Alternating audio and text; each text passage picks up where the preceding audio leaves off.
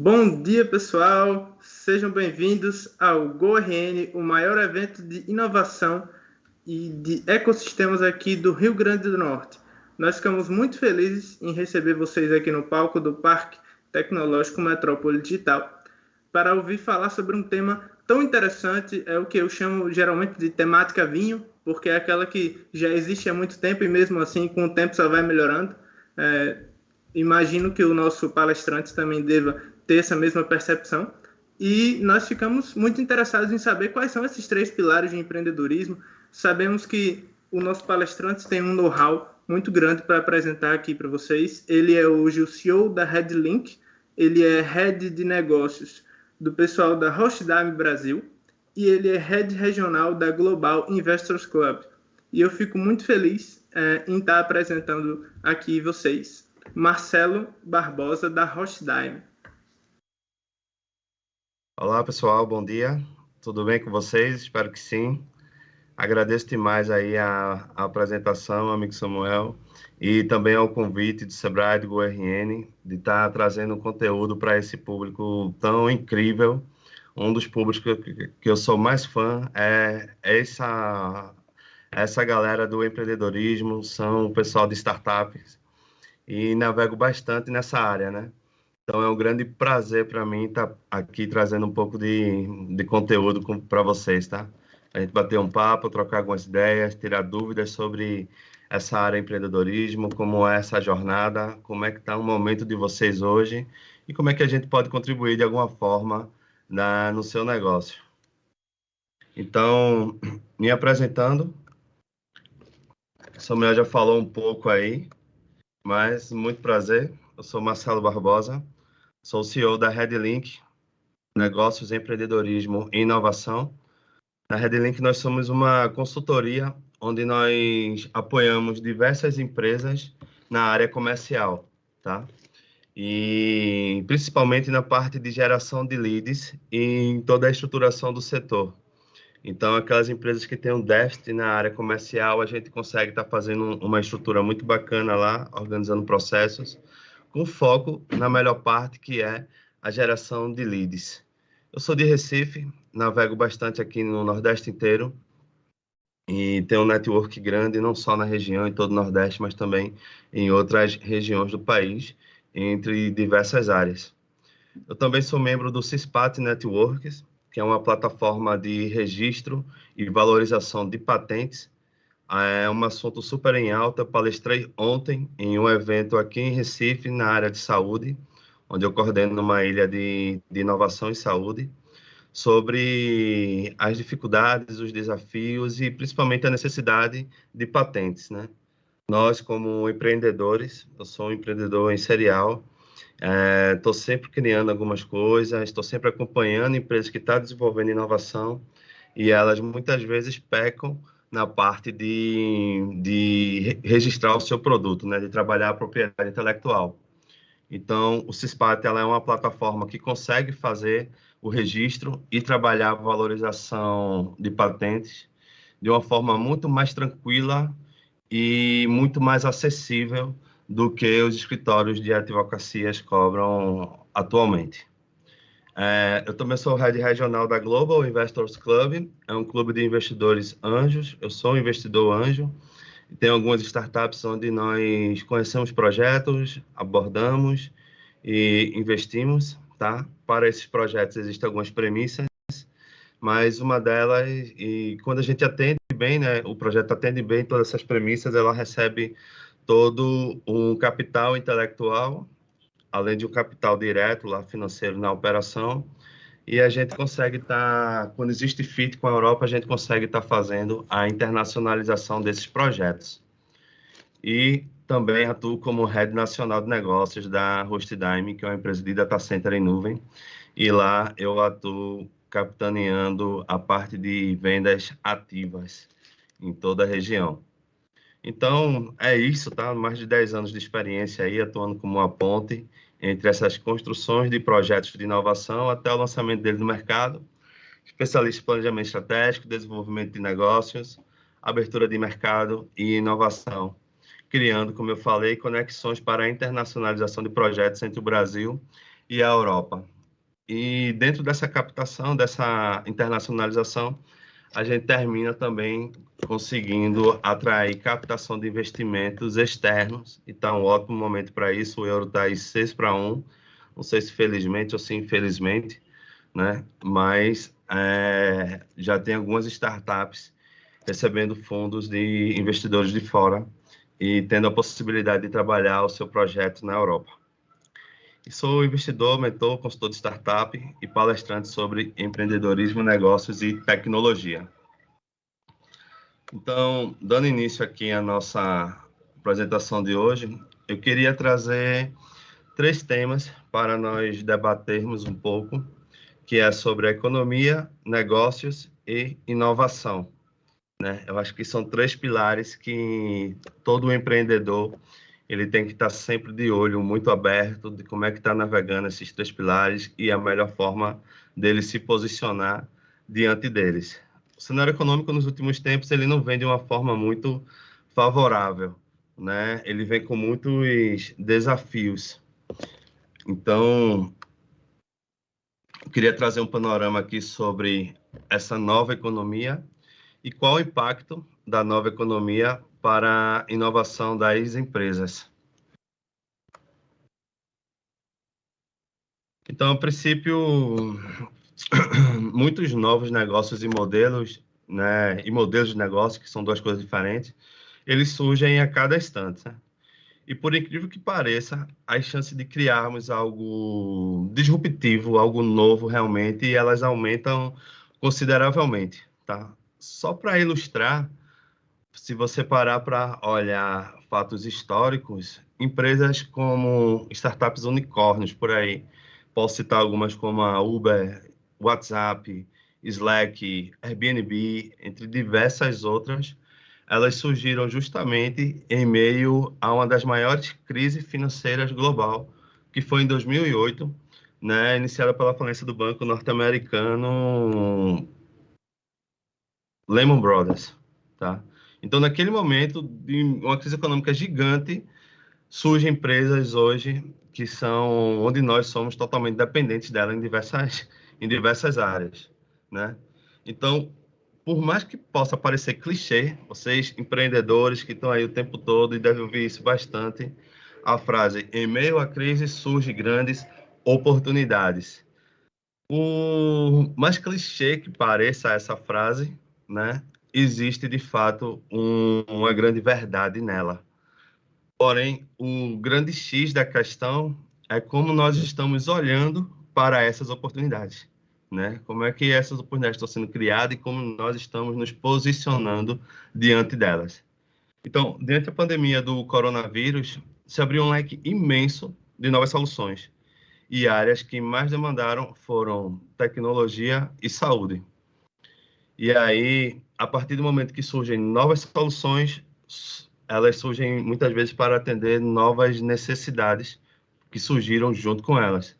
E isso muda todo um ecossistema, e aí é onde a gente começa a trabalhar essa nova economia. E o que é essa nova economia? Ela consiste basicamente numa série de mudanças pela qual todo o mercado e as empresas estão passando atualmente. Ela impulsionou a transformação digital e transformou bastante a relação comercial entre marcas e consumidores, né? Com essa convergência que existe hoje entre os meios online e offline, o público ele passa a ser muito mais conectado. E a partir do momento que ela passa a ser mais conectado, ele tem mais poder de decisão, tem mais ofertas à sua mão e, consequentemente, ele passa a ser mais exigente. Por isso, ele é colocado no centro das atenções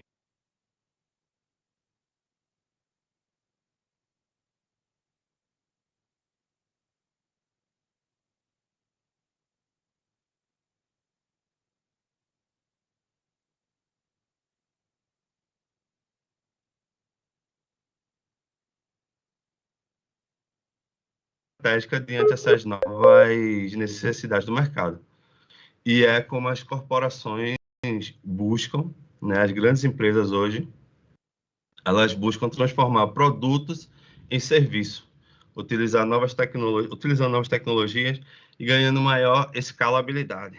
pessoal de startup aí, eu acho que a palavra que mais escuta durante toda a sua jornada é escalabilidade, né? E essas questões, elas rodam grandes empresas de forma cada vez mais constante. Por quê? As empresas perceberam que eles precisavam mudar a sua metodologia para algo mais, para desenvolver produtos, soluções mais escaláveis, né? Quebrando um pouco aquele conceito de silos e trabalhando mais com squads. É, então, o que é que essas empresas elas têm feito? Ela tem criado cada vez mais, tem criado as suas próprias, elas têm criado suas próprias startups internas, né? Dedicando pequenos grupos para desenvolver um produto ali que, se der certo, ótimo, ele vai ter um produto novo no mercado. E se não deu certo, ela, tudo bem, não vai ter perdido muita coisa porque tinha apenas um pequeno grupo ali desenvolvendo aquela missão.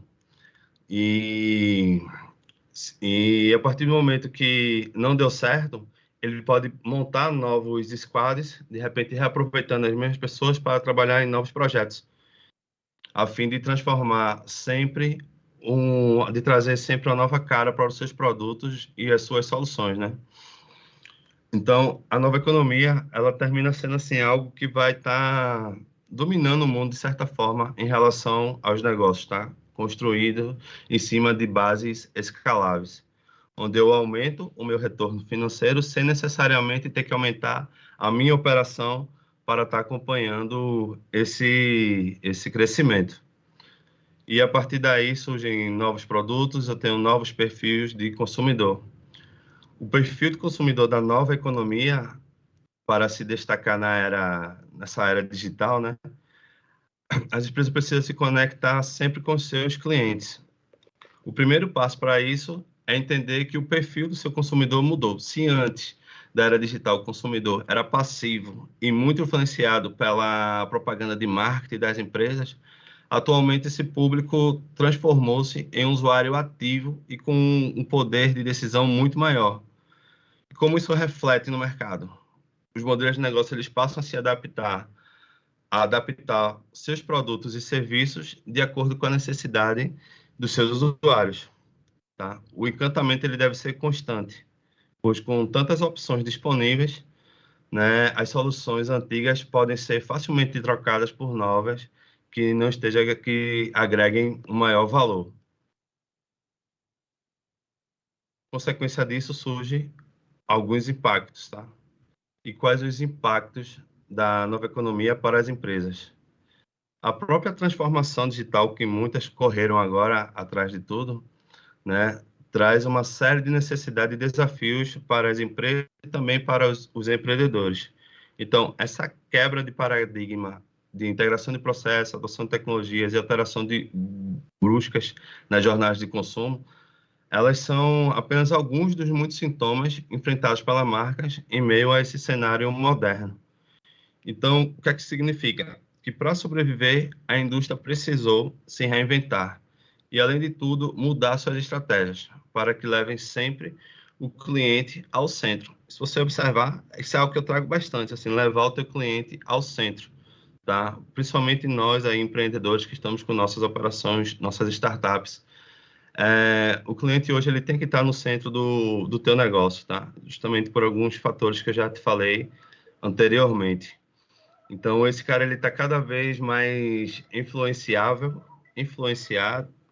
ele está cada vez mais conectado e a avaliação dele dentro do meio digital ela é muito importante. E aí, mais à frente, a gente vai falar sobre algumas áreas, algumas técnicas que podem nos ajudar bastante em relação a isso. Tá?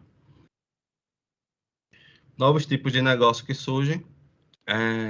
Ele deu origem a novos perfis, tanto de negócios e empreendedores, e se diferenciam dos modelos tradicionais, principalmente pelo seu propósito e estratégia de crescimento. Desculpe.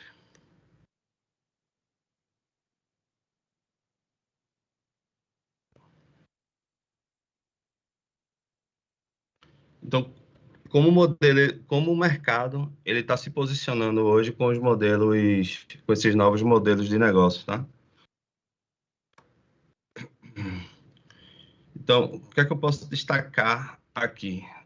Alguns pilares, alguns fatores que vai constituir o nosso modelo de negócio, como o valor criado, produto e serviço que está sendo ofertado, o modelo de rentabilidade e, principalmente, a estruturação e estratégia.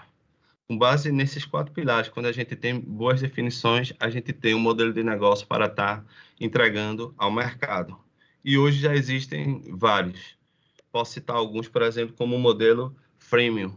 Depois, quando nós terminamos aqui, eu queria ouvir um pouco de vocês, se alguém já tem um modelo de negócio criado, como é que vocês estão trabalhando essas estratégias, se é através de um freemium, se é um marketplace, o que é que vocês estão usando, ou se não estão usando, se tem isso definido ou não. Eu queria ouvir um pouco de vocês, tá?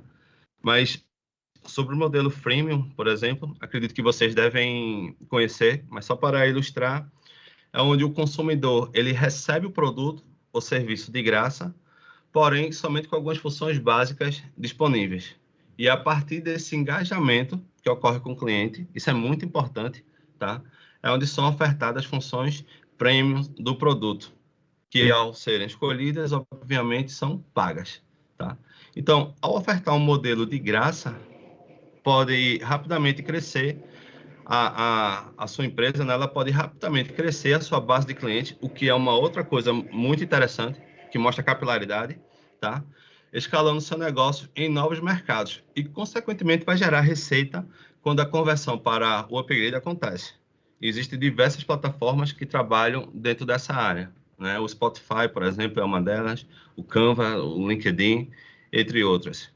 Já outras empresas preferem trabalhar com o modelo de marketplace, que também acho muito interessante. Foi um projeto que eu startei no começo do ano e deu muito certo. No ano passado eu tinha identificado, enxergado que poderia ter uma convergência forte para esse modelo e hoje deu muito certo lá dentro da área de tecnologia, onde eu reuni alguns parceiros que conseguiam complementar um serviço que eu entregava, principalmente na parte de nuvem, e conseguir chegar para o meu cliente final com serviço de nuvem, por exemplo, através da Hostdime, junto com alguns outros valores agregados, tá? Seja um suporte de banco de dados, seja algo mais específico dentro de um RP, dentro de uma aplicação específica que a Hostdime até então ela não entregava. Então, como é que acontece isso, tá? Para alguns segmentos, o marketplace, inclusive, ele tem sido bastante disruptivo. Então, aqui nós estamos falando especialmente de um canal digital, obviamente, né? Mas ele também vale para alguns modelos físicos, tá?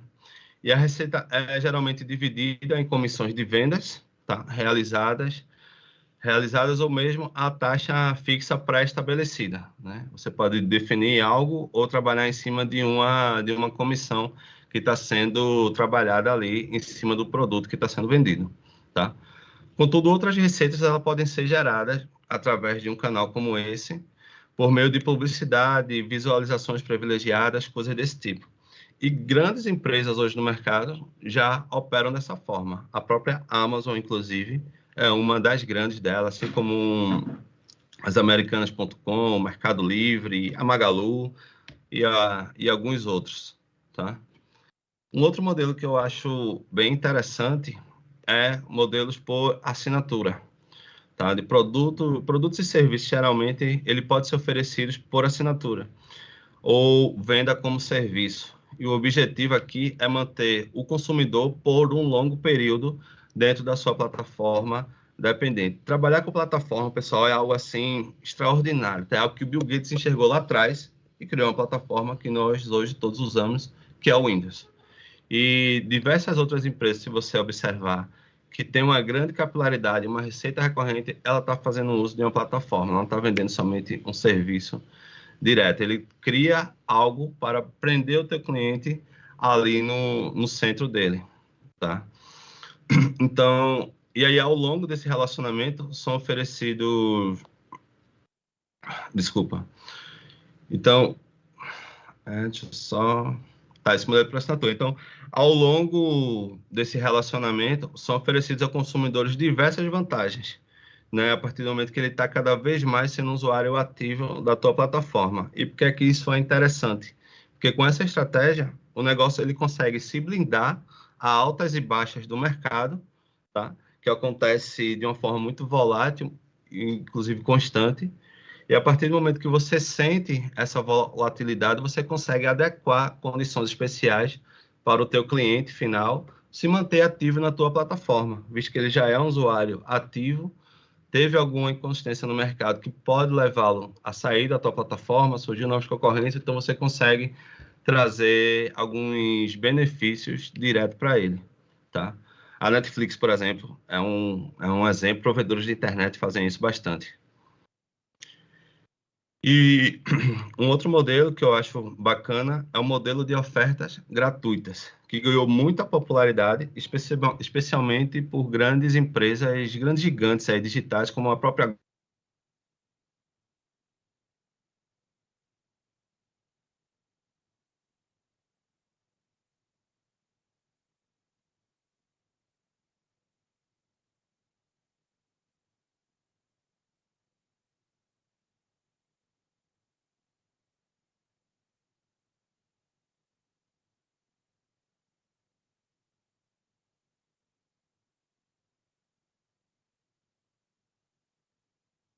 inteligente, através de diversos algoritmos, direcionando para você alguns insights, coisas que você já anda pesquisando, e não tenho dúvida que isso já aconteceu com vocês, de repente falar alguma coisa e de repente aquela publicidade já está ali no teu Instagram, né?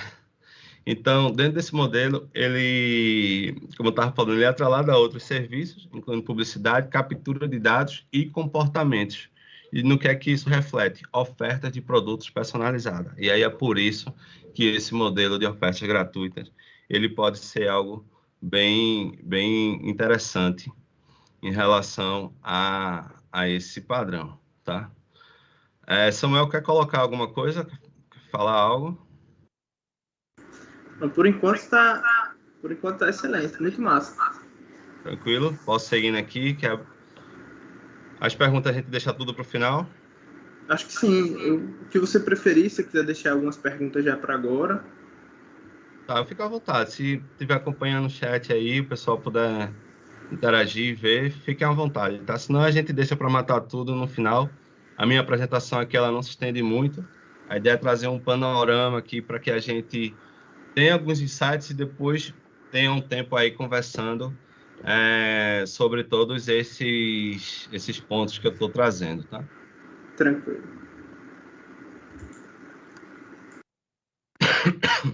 Então, como o mercado na cadeia de inovação está se posicionando em meio a tanta mudança?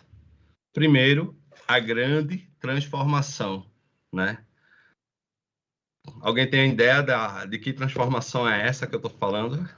Obviamente, é a transformação digital, né? A palavra que mais foi usada aí nesses últimos anos, nesses últimos meses, nesses quase 2 anos pandêmicos.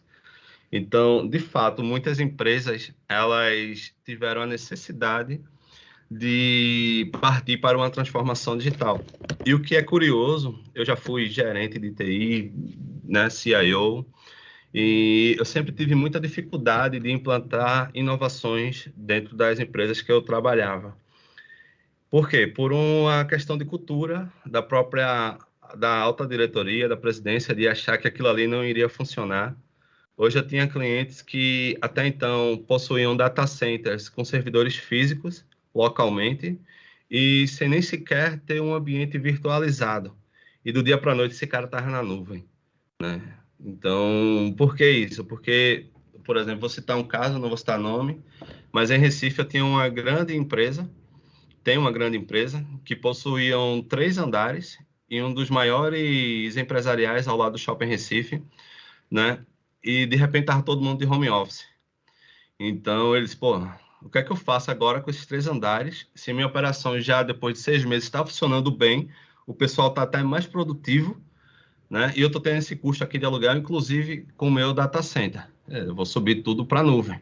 Então o cara chegou a entregar 2 andares, manteve somente a metade de um, todo o data center dele foi para a nuvem e hoje ele tem uma experiência aí na prática de que realmente algumas mudanças disruptivas, comportamentais na empresa, de fato funcionam. E o que é interessante nisso? É que essas novas tecnologias, que eu não vou chamar, na verdade, eu não vou chamar de novas tecnologias, essa nova cultura que foi implementada, ela foi aceita por tecnologias que já existiam. Ou seja, não surgiram do dia para a noite novas tecnologias e mudou tudo em 24 horas. A tecnologia apenas teve um poder, né, de aceitação fora de argumentos.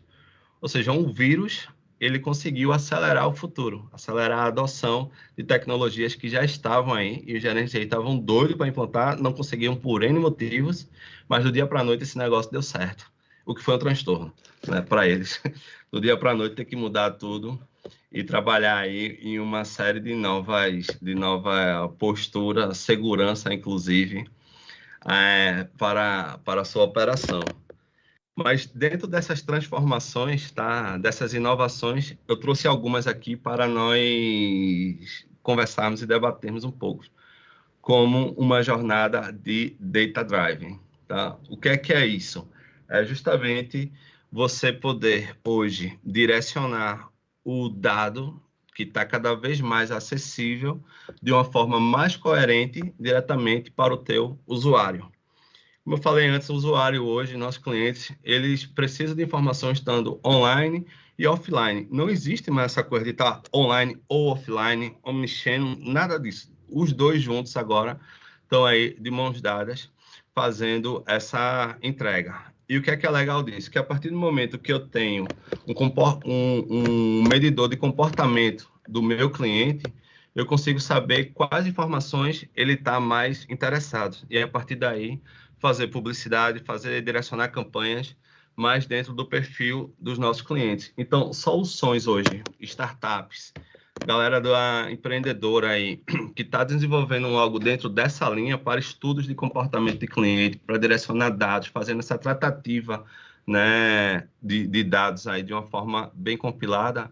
Cara, eu acho que está em um ótimo caminho e tem muitas empresas, tá? E eu tenho diversas aqui na minha base que têm interesse em soluções desse tipo, para entender melhor o posicionamento dos seus clientes e direcionar campanhas cada vez mais assertivas. Então, essa jornada aí, Data Driven, eu acho extremamente interessante. Aquelas empresas startups que já têm produto nessa área, aquelas que não têm, que puder dar uma estressada, gastar um pouquinho de energia aí, acho que vai fazer muito sentido. E com isso, eu reforço, perdão, pessoal, eu sempre acordo com um pouco de sinusite, dormi em um hotel, então acordei sentindo um pouco aqui. Então me desculpe se a minha voz não estiver tão boa, tá? Bom, algo como eu destaco bastante é justamente essa parte de cliente no centro, como eu já falei algumas vezes. Isso reflete um próprio resultado do Data Drive. Eu estou sempre de olho no meu cliente. E a partir do momento que eu centralizo o meu negócio para atender expectativa deles a partir de dados que foram estruturados através dessa jornada de Data Driving, eu posso me antecipar a tendências, inclusive a interesse que o meu cliente possa ter, que ele ainda nem sabe que tem. Mas com base em pesquisa do que ele anda fazendo, eu consigo, de repente, prever algum tipo de produto que ainda esteja fora do radar dele e que provavelmente ele vai ter interesse. Ou seja, essa estruturação, né, essa compilação aí dessa jornada de dados, eu consigo estar antecipando tendências para o meu cliente final. E aí, quando eu falo de cliente final, eu não sei como é que está o modelo de negócio de vocês, se está B2B, B2C, tá? Mas principalmente B2C, B2B, né? O potencial disso é muito grande e traz um diferencial gigantesco. Um dos projetos que eu tenho, eu posso falar dele um pouco depois, posso falar no próximo slide, acho que vai ficar um pouco melhor, tá? É justamente voltado para algo dentro desse tipo. E aí, onde eu consigo prever tendências de alguns segmentos específicos e me antecipar a elas, me antecipar de que forma? Trazendo para o meu cliente o que é que está vindo por aí e qual é a melhor forma de ele se posicionar diante essa ameaça, tá? E às vezes essa ameaça é, inclusive, uma startup que está vindo lá comer uma fatia de um mercado que ele já atua de uma forma totalmente inovadora. E por que é que eu gosto de fazer isso? Porque eu consigo pegar essas startups e trazer para dentro dessas grandes empresas, entendeu? Isso aí é o que a gente andou fazendo e tem dado muito certo. Então, tem empresas hoje que, ao invés de estar no mercado de olho em startup, ela prefere pegar uma, trazer para dentro e trabalhar negócio ali para dentro do seu negócio. Ou trabalhar dentro daquele modelo de silos, como eu tinha falado, de squad, perdão, que é construindo mini startups ali, pequenas startups, pequenas operações com próprios funcionários, né, dentro deles. E aí esses funcionários terminam sendo os profissionais empreendedores, que empreendem dentro da organização, o que é muito bacana. A Google, por exemplo, ela tem bastante isso. O Gmail é uma iniciativa é o resultado de uma iniciativa dessa, como um empreendedor. O Facebook também, o botãozinho de curtir, ali também é um resultado de um modelo intraempreendedor, tá? Inteligência artificial, sem dúvida alguma, isso dentro da vertical de inovação, né, no que vem aí em transformação digital, essa parte de inteligência artificial é algo que está indispensável hoje em dia. Eu, particularmente, tenho tido até muita dificuldade de contratar profissionais dentro dessa área, para me ajudar aqui em alguns projetos. Os últimos orçamentos que eu recebi, inclusive, eram coisas absurdas. Teve um que bateu, acho que um pouco mais de 300 mil para uma equipe em cima de inteligência artificial e em algumas outras soluções, trabalhar na composição de um produto que nós estamos pleiteando, né? E aí a gente tomou algumas outras medidas. E o legal de ser um cara empreendedor ativo é isso, porque você está sempre sendo muito criativo. Então, você está o tempo todo fazendo aquele advogado do diabo com você, e isso exercita uma criatividade muito grande, né? De você criar uma solução e, ao mesmo tempo, já ver como é que isso aqui pode dar errado, e você começa a se destruir, e, ao mesmo tempo, pensar em formas de sair do outro lado. E inteligência artificial que está presente hoje em diversos segmentos, tá? E hoje nós saímos, né, daquele modelo peer-to-peer para o peer-to-machine, que é como nós estamos hoje, um homem falando com máquina. E estamos em um processo agora de machine-to-machine, duas máquinas falando entre si e gerando resultado para a gente. O que é foi algo muito interessante aí, pioneiro, e está bem próximo, né, em alguns casos já em execução, mas de se tornar bem próximo de se tornar algo bem natural. Ou seja, são máquinas falando com máquinas e gerando resultado para a gente. Hoje a gente ainda fala muito com máquina, chatbot, etc. E aí onde a inteligência artificial tem um poder grande. Mas daqui a pouco, quando machine to machine tiverem ali em conversa, isso vai ser ainda maior, né? Ou seja, os caras que estiverem nessa área dedicando uma energia para isso, vai ser essencial. Os que não tiverem, recomendo dedicar uma atenção, porque as grandes empresas vão precisar dessa inteligência para se mostrar de uma forma diferenciada do seu produto. Autonomia e empoderamento, tá? Isso é algo que as grandes organizações elas estão fazendo. Ontem eu estava, inclusive, nessa feira de saúde, é a segunda maior feira de saúde do país. Ela acontece todo mês de outubro aqui em Recife, chamada Hospital Med. Ela perde apenas para a Hospitalar, que aí sim é a maior do país, que acontece todo ano também em São Paulo. E lá eu coordeno essa ilha de inovação chamada Startup Health, onde nós reunimos startups voltadas com inovações para a área de saúde. E o que acontece?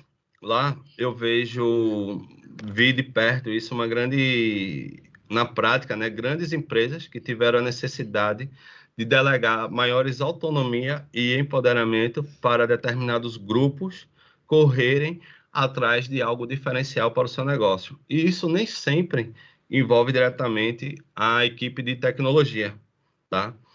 Porque pode ter coisas passando por um segmento de logística, que a dor daquele segmento, o gerente de logística, ele vai ter um feeling muito maior do que o próprio gerente de TI. E aí ele começa a ter determinadas autonomias para mudança do processo, onde reflete no TI, eles modelam, os caras escrevem o código e aí sai o produto. Tem uma empresa grande lá, vou preferir não falar o nome, que ele fez exatamente isso. Ele criou uma startup dentro da companhia, e hoje os caras lançaram um produto brilhante lá, tá? Em uma indústria. E o que é interessante é que ele atende outras áreas fora da área de indústria, e é por isso que eles estavam lá na área de saúde, tá? Então, isso é algo que tem acontecido bastante nessa cadeia de inovação e transformação que as empresas têm passado. E, consequentemente, a partir do momento que você abre novos canais, principalmente inovação, você abre novas brechas e vem riscos diretos envolvidos. Ou seja, a gente passa a ter a necessidade de aumentar a nossa segurança, porque nós estamos lidando com riscos tanto de hackers, de ataques diversos, como o próprio risco de modelos de negócio em si.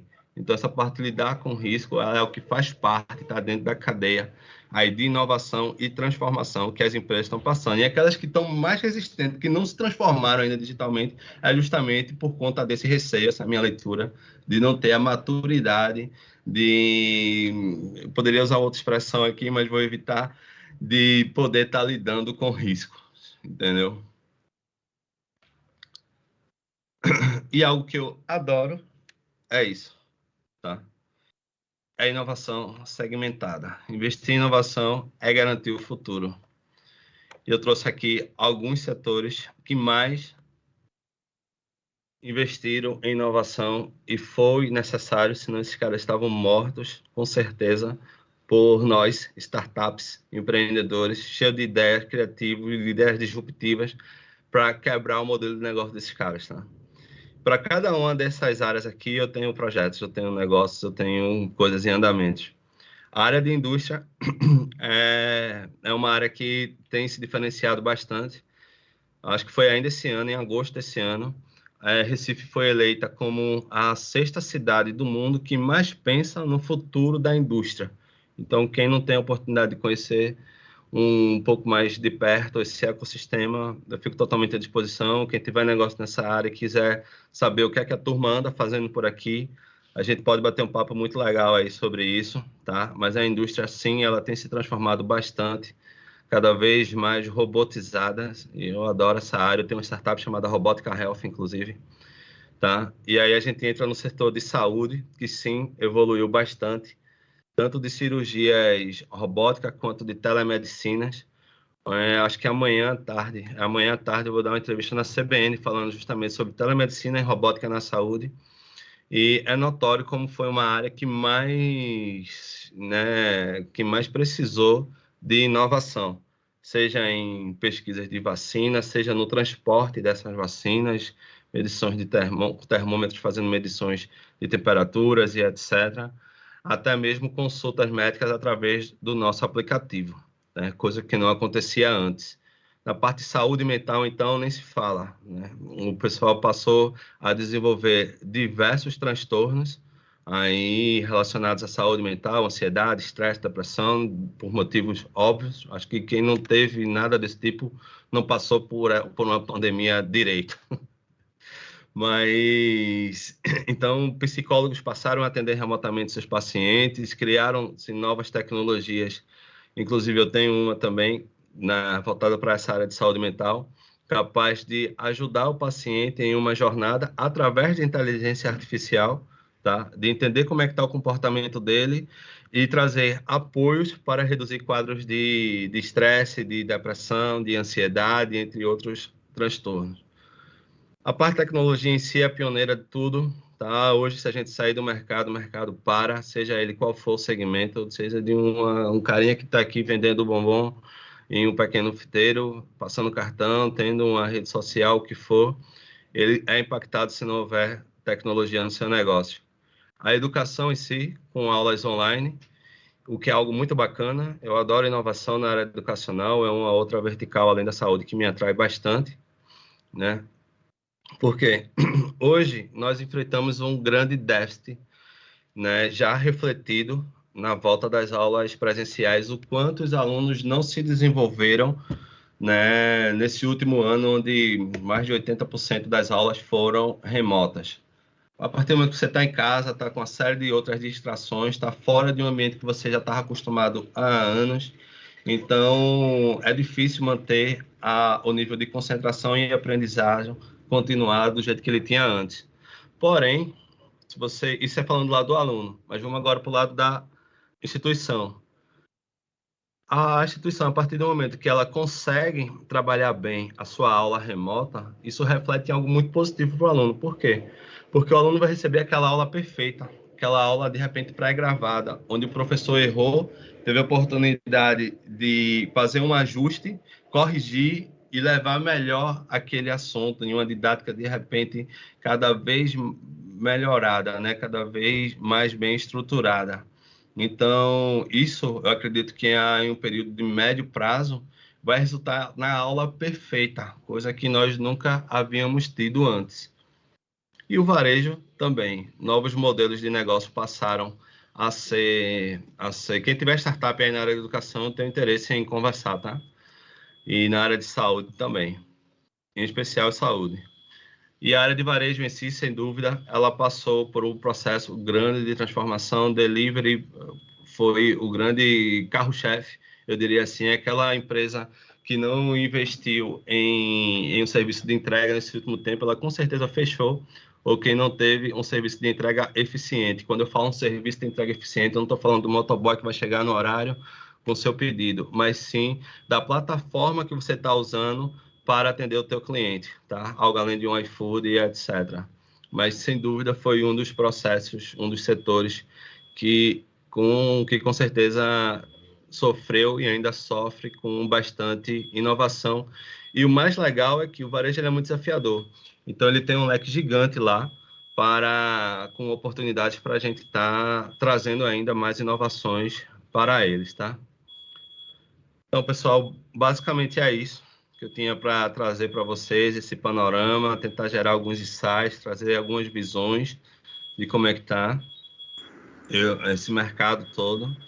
Eu encerro aqui a minha apresentação e, mais uma vez, agradeço muito o GoRN, o Sebrae, pela oportunidade de estar aqui conversando com vocês. O que vocês precisarem aí de algum apoio, seja em investimento na tua operação, seja uma patente, seja uma geração de leads, a Redlink ela consegue te apoiar nisso. E aqui embaixo estão os meus contatos, tá? Meu LinkedIn, meu e-mail profissional, a minha rede social, que sempre rola um conteúdo bacana lá, muito mais nos stories, inclusive. Mas são contatos que quem quiser bater um papo depois aí com mais calma, ter alguma dúvida, conversar sobre algum assunto específico, ter uma mentoria, enfim, eu estou totalmente à disposição. Então, muito obrigado a todos. Muito legal, né, pessoal?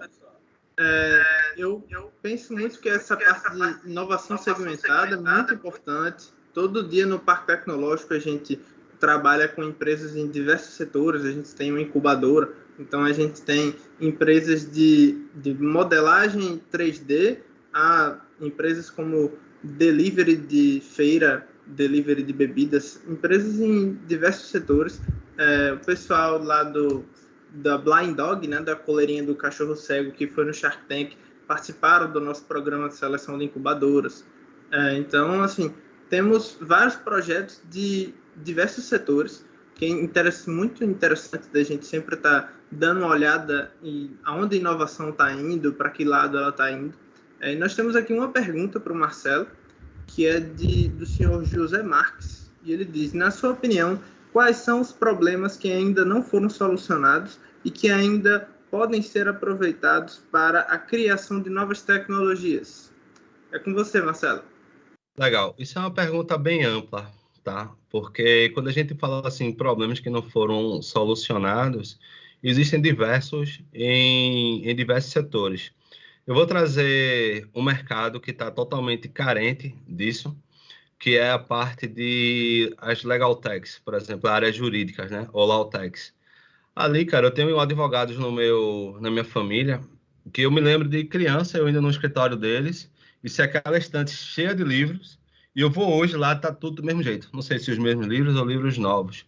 Mas o processo de advocacia na área jurídica em si abre-se um leque de oportunidades gigantes, tá? Eu tinha startado um projeto que ele está em stand-by, que ajudava na ideia de, há pouco tempo, em um período médio a longo prazo, de repente substituir o escrivão. Vou gerar um insight aqui. O que é que o escrivão faz? Ele senta lá e escreve como é que está o processo, a sessão, o juiz, qual foi a sentença, tudo. Por que não uma inteligência artificial está captando esse áudio, gerando esse relatório automaticamente, passando para os envolvidos, inclusive gerando uma base de dados, um banco de dados aí, de como é que foram os resultados de processos equivalentes anteriores, de repente com esse mesmo juiz, qual foi a decisão deles, e aí trazer para um cliente as chances de ele ganhar esse processo ou não, visto que já teve algo por esse mesmo juiz mediando, decidindo, na verdade, dentro da mesma cidade, e se o processo foi positivo ou não. Então, tem essa área jurídica, por exemplo, abre-se um leque grande, tá? De problemas lá que precisam ser solucionados. A área de saúde, eu vejo muita coisa hoje já bem estruturado. Tem espaço para mais? Sempre tem, tá? Mas qual é o desafio? Um dos problemas que eu posso dizer é justamente de como as empresas vão ter a percepção do teu cliente, da tua solução, para ser incorporada nela. Então, um problema grande também é como as empresas te recebem, sabe? Como você se apresenta para essas empresas. Mas tem diversos outros setores aí que existem algumas soluções bacanas, destaco esse em jurídico. É uma área que eu não dou muito foco, mas até gostaria, porque eu estou muito envolvido com outros negócios agora, mas tem um oceano azul ali para navegar soluções, tá? Muito bom, né, pessoal? Ficamos muito felizes em receber vocês aqui. Nosso tempo está concluindo agora, mas ficamos assim muito felizes em estar com vocês nesse momento.